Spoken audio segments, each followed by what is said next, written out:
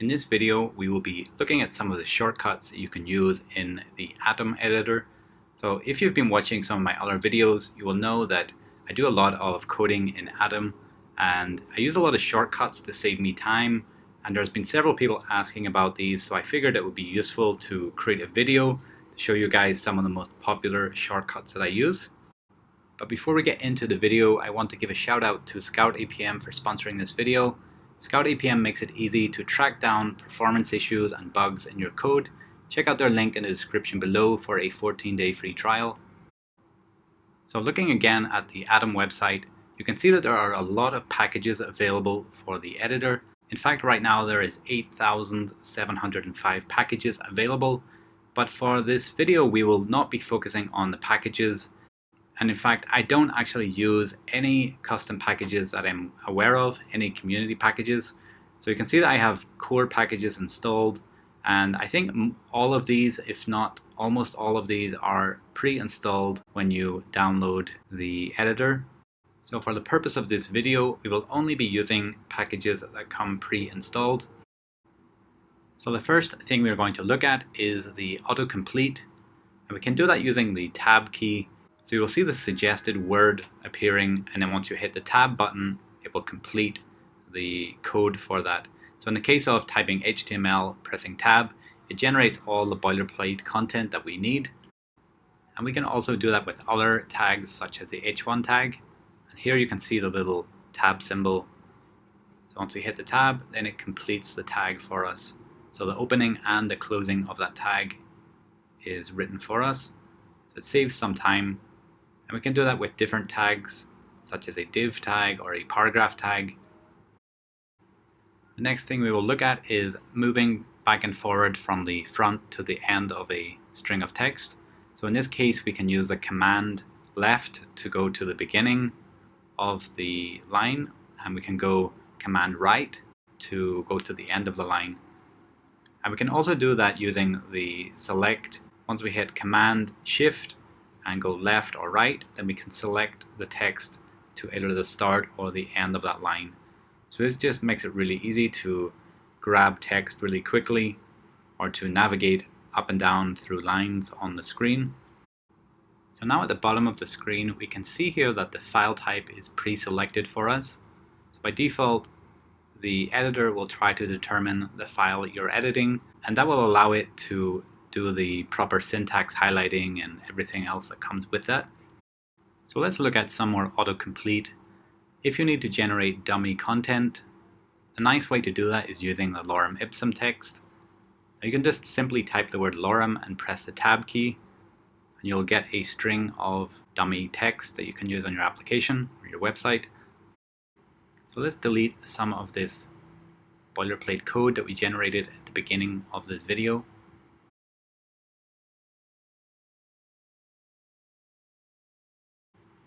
The next shortcut we will look at is moving lines of text up or down the screen without having to cut or paste. So in this case, we can just select the text that we want, or even just click on a line of text. And on Mac, we will press Command plus Control and either up or down key to move that line of text up or down the screen. So it's really nice for indenting code within other code and just moving it in or out of a block of code. So it's very easy to move things around the screen using this approach. Another really helpful shortcut is being able to jump between words. So we can use the Alt key to do this. So pressing the Alt key and left or right arrow will allow us to jump to the previous word and quickly move across a sentence of text. The next shortcut will allow us to duplicate either text or code that's on the screen. So simply select the content that you want to copy, and we will press the Command, Shift and D button to duplicate that. And you can do that multiple times to create more of the same content. Now let's look at multiple cursors. So multiple cursors make it very easy to add lots of content across multiple lines at once. And you can do that by pressing the Command key and clicking on multiple lines. Now it's good to keep that It's worth noting that you should do that at the same point in each line. So either at the start of the line, or if it's duplicated content like this example, you can start at the same point in every line, and then you can type on multiple lines at once. So using the command key, you can quickly create multiple cursors. And once you click off it, then it will just go back to the single cursor. So let's look now at indenting and outdenting content. So you select the text or the code that you want to indent, and you will press the command and the square bracket key.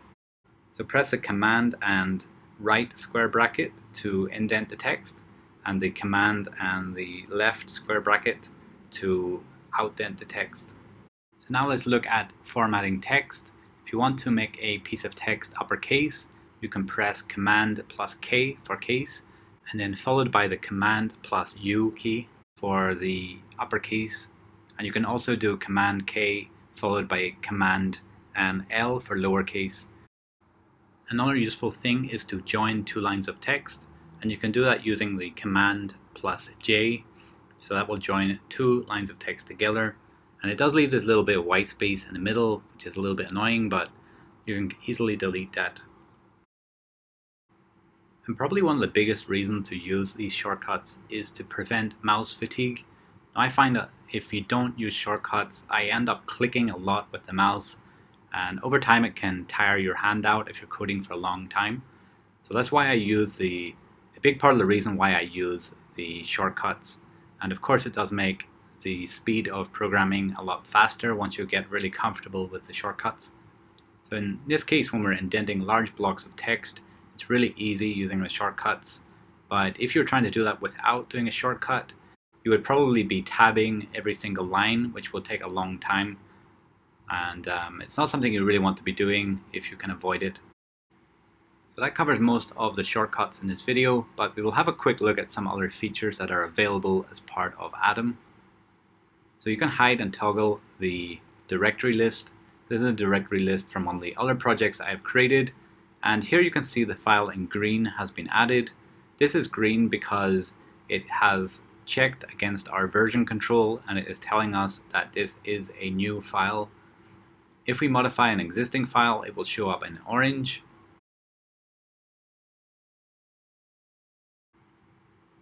And we can also check in the bottom of our editor where we can see a list of the git commits that we have made to our repository. And in this case, we can see the file has not been added to our repo yet. So in this case, I have edited one of my previous MVP builds. Here you can see that we've just added this file. And if you happen to be using GitHub to store your code repository, you can actually use the tab at the bottom of the editor to see your GitHub repository. And you can also see the branch that you're on Git. So some of these things just make it easy to find out everything about the project you're working on right now at a glance. So that's about it for this video. Thank you guys so much for watching, and if you enjoy this kind of content, make sure to subscribe for more programming videos. And I do a lot of Ruby on Rails builds, so check those out in my video section on my channel. And I also want to give a shout out to my sponsor for this video, Scout APM. Scout APM makes it very easy to debug your applications and track down performance issues. Make sure to check out their link in the description below for a 14-day free trial. And other than that, I will see you guys in the next video.